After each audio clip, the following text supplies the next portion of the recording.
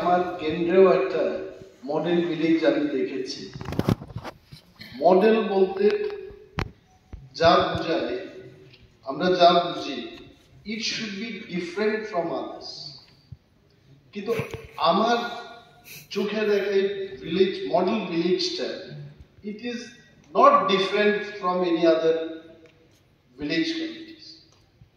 এবং মাননীয় মুখ্যমন্ত্রী যেটা পাঠ করেছেন এখানে, মানুষের সবচাইতে যে সমস্যাটা হলো ভিলেজ কমিটি বা পঞ্চায়েত, তাদের কি কাজ, খাদ্য সংস্থান, রোড, ইলেকট্রিসিটি, এইগুলো হবে প্রাইম বিষয়।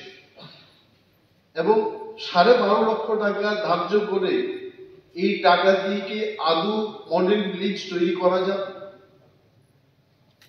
এবং মাননীয় মুখ্যমন্ত্রীর কাছে আমি এটাও জানতে চাই যে মডেল ভিলেজ গড়ার পেছনে লক্ষ্যটা কি? Is it that we'll try first 100 villages and then if it works আমরা replicate করব?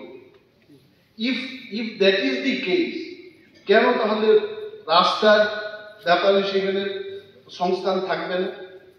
Why we will not think for drinking water specifically? Why will not think for আপনি প্লিজ সাপ্লিমেন্টারি কোশ্চেনটা করুন।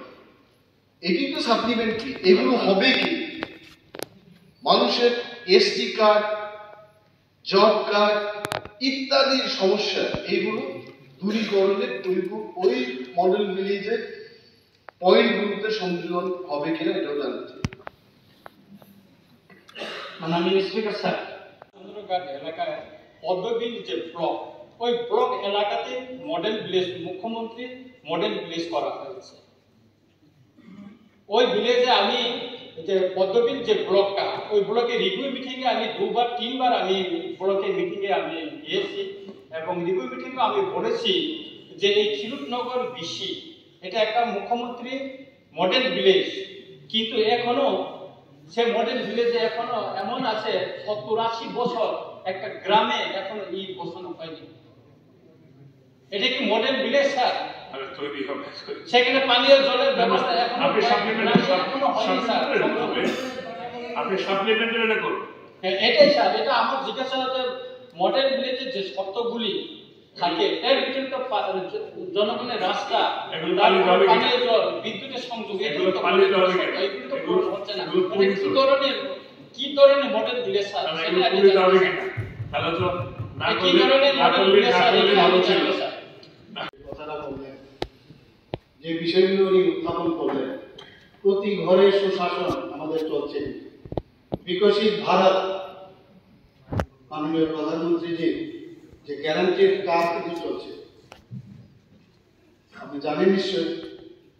সেখানে 100% যে সম্পর্ক থেকে সিদ্ধি, সেই কাজটা কিন্তু চলছে।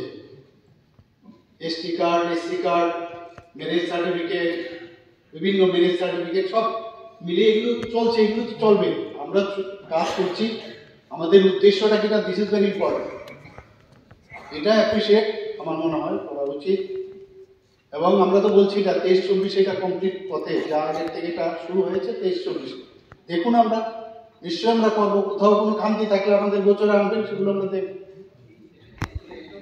কাউকে ভয় পাওয়ার কিছু নেই, এটা ভয়ের কিছু নেই। আমরা যে উত্থাপন করছি, ঠিক আছে বলেছেন, আমরা দেখছি না বলেই এগুলো বলছি।